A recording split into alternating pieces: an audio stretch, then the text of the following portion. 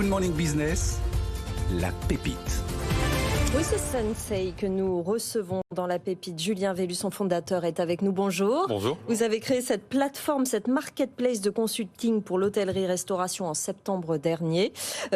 Expliquez-nous quel type de métier, de professionnels se rencontrent sur votre plateforme. Alors, Sensei, aujourd'hui, c'est la rencontre entre des entrepreneurs, des dirigeants de l'hôtellerie-restauration et les meilleurs talents, meilleurs professionnels du secteur.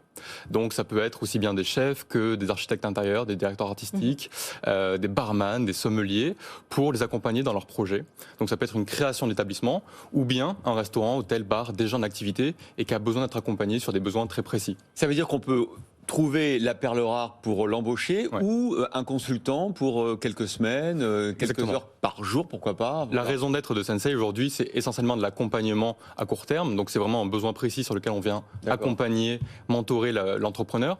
Mais effectivement, il peut y avoir des belles rencontres. Il peut y avoir des très belles rencontres. On l'a vu aujourd'hui, on a matché des entrepreneurs avec des consultants et en fait, ça marche tellement bien que le chef, en fait, au final, reste et est recruté. Alors la réaction qu'on se faisait pendant la publicité, c'est que le marché de la restauration, notamment, est reparti extrêmement vite, extrêmement fort, tant mieux. On a tellement besoin de se retrouver, de faire la fête, de bien manger, de se faire plaisir, de lâcher prise par rapport à cet environnement évidemment d'actualité qui est extrêmement sombre. Vous constatez vous aussi du coup des demandes très fortes parce que vous avez quelques mois d'entrepreneuriat. Comment ça fonctionne aujourd'hui ? Aujourd'hui, ça a un très beau démarrage. Et en fait, on se rend compte que c'est un secteur qui est très dynamique.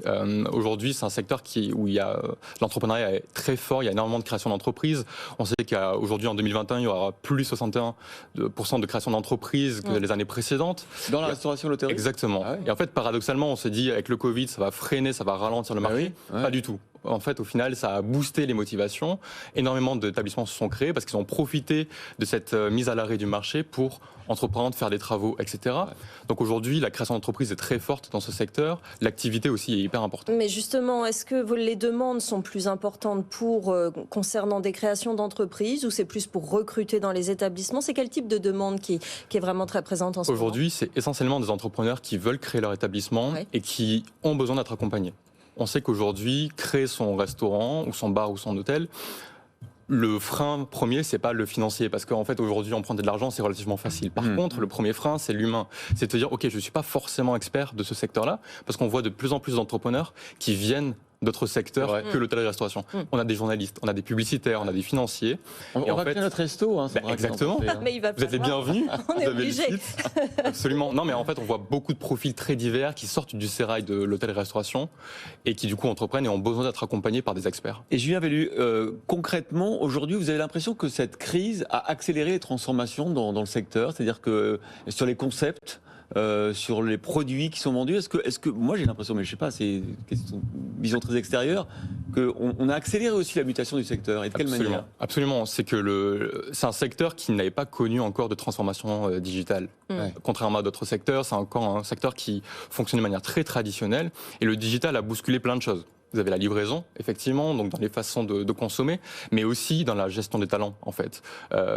Jusqu'ici, la gestion des talents était très classique, on avait des contrats, etc. C'était très enfermé.